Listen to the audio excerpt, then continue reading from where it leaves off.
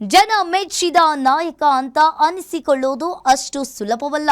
ನಾಯಕರೇ ಮೆಚ್ಚುವ ಜನ ಮೆಚ್ಚಿದ ಲೀಡರ್ ಅನಿಸಿಕೊಳ್ಳುವುದು ಕೂಡ ಅಸಾಧ್ಯದ ಮಾತು.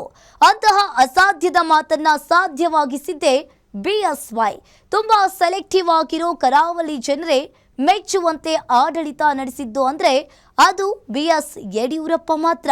ಶಾಸಕ ಹರೀಶ್ ಪೂಂಜಾ ಅವರೇ ಹೇಳುವಂತೆ ಬಿಎಸ್ವೈ ಸಿಎಂ ಆಗಿದ್ದಾಗ ಇಡೀ ಕರಾವಳಿಯ ಅಷ್ಟು ಕ್ಷೇತ್ರಗಳಿಗೆ ತಲಾ ಸರಾಸರಿ 2,500 ಕೋಟಿ ರಿಲೀಸ್ ಆಗಿತ್ತಂತೆ. ಒಂದು ರೀತಿಯಲ್ಲಿ ಕರಾವಳಿಯ ಕಾಮಧೇನು ಆಗಿದ್ರಂತೆ. ಬಿಎಸ್ವೈ ಮುಖ್ಯಮಂತ್ರಿಯಾಗಿದ್ದಾಗ ದಕ್ಷಿಣ ಕನ್ನಡ ಜಿಲ್ಲೆಗೆ ಬಿಗ್ ಗಿಫ್ಟ್.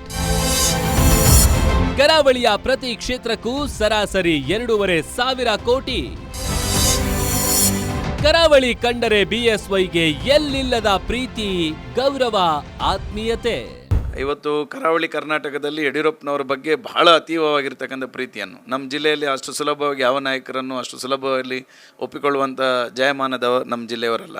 ಆದರೆ ಯಡಿಯೂರಪ್ಪನವರನ್ನು ಇಷ್ಟು ಆತ್ಮೀಯತೆಯಿಂದ ಎಷ್ಟು ಪ್ರೀತಿಯಿಂದ ಅವರು ಜನ ಕಂಡುಕೊಂಡಿದ್ದಾರೆ ಅನ್ನುವಂಥದ್ದನ್ನು ಅನೇಕ ಸಂದರ್ಭದಲ್ಲಿ ನಾವು ನೋಡಿದ್ದೇವೆ. ಯಡಿಯೂರಪ್ಪನವರು ಒಂದು ಮೋದಿಯವರ ಕಾರ್ಯಕ್ರಮಕ್ಕೆ ಇತ್ತೀಚೆಗೆ ಬಂದಾಗ ಕರತಾಡನ ಅವರ ಸಿಡ್ಲೆ ಅವರು ಖುಷಿ ಪಡುವ ರೀತಿ ನೋಡಿದರೆ ಯಡಿಯೂರಪ್ಪನವರನ್ನು ನಮ್ಮ ಜಿಲ್ಲೆಯ ಜನ ಹೇಗೆ ಸ್ವೀಕಾರ ಮಾಡಿದ್ದಾವೆ ಅನ್ನುವಂಥದ್ದನ್ನು ನಮಗೆ ಕಣ್ಣಾರೆ ಕಾಣಲಿಕ್ಕೆ ಸಾಧ್ಯ. ಹೌದು, ಮಾಜಿ ಮುಖ್ಯಮಂತ್ರಿ ಬಿಎಸ್ ಯಡಿಯೂರಪ್ಪಗೆ ದಕ್ಷಿಣ ಕನ್ನಡ ಅಂದ್ರೆ ಎಲ್ಲಿಲ್ಲದ ಇಷ್ಟ, ಎಲ್ಲಿಲ್ಲದ ಪ್ರೀತಿ.